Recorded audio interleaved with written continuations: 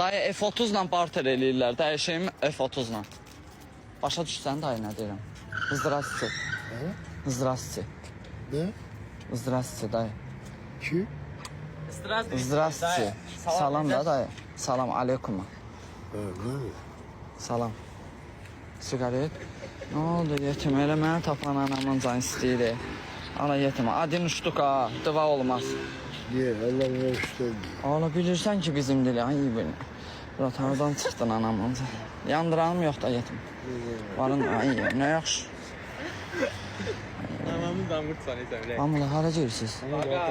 Hara? Neçə vurursan sən? Nə tatını? Bu nə də şəhərdə soyundun? Neçə Bu vurursan? nədir? 70 manat.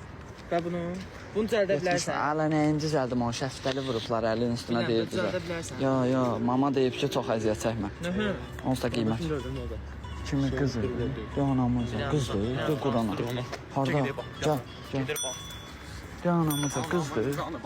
Polisə zəng elədiniz, bəs oyunu. Zəng eləmədiniz polisə, bir nəfər lütdü burada.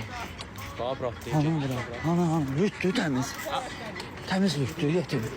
Ben niye 100 kilo yığmamsınız ki lüt adam? 200 deyil qardaşım, gedir. Ana, ana. Həddirib orada var. De anam, mən getdim. Gəlməyin siz. Gəlməyin də, polis olun. Ala diviziyaya, bir dayan diviziyaya yox. Ay, ala pula. Ben bunlar elə şeylərdən. Bax görəyinində paltar. Allah, başın gedir, Allah. Subhanallah. Bambalı. Ala vızıt. Ay vızıt o tərəfə anamın. Ala 5 manat. Ala gör kimin dalına salırsan məni.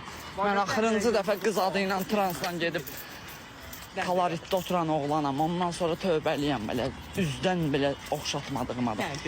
Nə deyim? Yenə Yılmaz Adromu falan. Yılmaz abi. Ay sür. Sür gelme demedim sana. Gel.